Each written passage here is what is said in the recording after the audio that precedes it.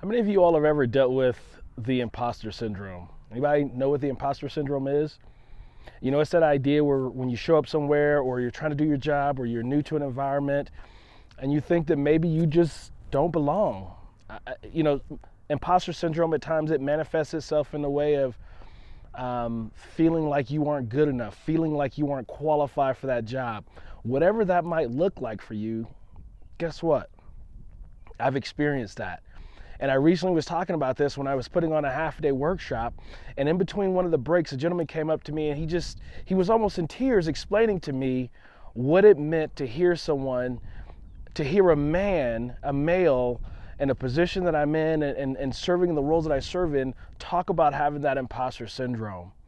And it kind of touched me because literally this gentleman was in tears, and he explained to me that his entire career he had struggled and had felt challenges with this idea of imposter syndrome, but he couldn't understand exactly what it was, and he thought that maybe he was the only one. And what I like to say sometimes is when we think that we're the only one, we at times we suffer in silence. And it was very clear to me that this gentleman was suffering in silence because he felt like an imposter. And I happened to mention it on a stage because recently I'm seeing so many more people that are dealing with this challenge, where small companies that I've worked with, helping to coach them, put on workshops for them and their teams when they're getting these massive influx of millions of dollars in funding. And what you find is the CEO, what you find is the C-suite team, they're sitting around the table, and some, if not all of them, are dealing with this concept called the imposter syndrome. For myself, you know, I fly the Boeing 777 aircraft, and I've flown military aircraft around the world, and I've done some amazing things flying aircraft around the world and leading people around the world in the U.S. Air Force. And at times I feel like I'm an imposter. At times I wonder, at what point is someone going to find out the truth that I am not good enough, that I am not qualified, or find out that I do not belong in this position? I've sat in the cockpit of that Boeing 777 aircraft and that Airbus 320 aircraft, and I've wondered at times, am I good enough to fly this airplane? Am I prepared to fly this airplane, or are they going to find out that I'm a fraud, that I'm a fake? And at times I look up, I look at all the buttons and knobs that are in the cockpit of that aircraft, and I wonder, am I going to remember the training? Am I going to remember everything I'm supposed to remember if something goes wrong? And the crazy thing is all of those passengers in the back, those people that I'm leading, they have no idea that this is going on in my mind at any given time. How many of you have experienced that exact thing? How many of you have experienced this idea that you feel like you are an imposter? Well, it's interesting.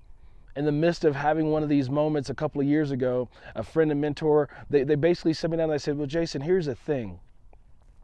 They said the beauty is that the person who is the imposter, guess what?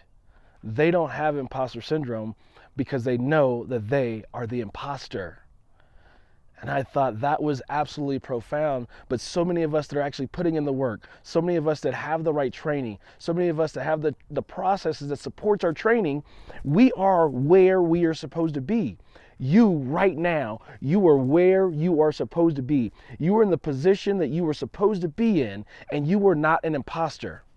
The fact that you even give consideration to that says that you actually care, and says that you want to make an impact, and that you want to make a difference, and that you want to leave the place better than you found it, and that you really care about the service that you are there to provide. You really care about the job that you are there to do. You really care about the people that you are there to serve. So today, know that you are not an imposter. Know that you were designed for whatever it is that you are doing. Know that you have the right training, and if you don't, you know how to go and get more training. Know that you have the right processes, and if you don't, you know how to get the right processes or find the right people to help you put the right processes in place that will support the training that allows you to do your mission. With that, always remember, trust the training. Trust the process, and of course, most importantly right now, as we're talking about imposter syndrome, make certain folks that you do the work to ensure that you trust yourself.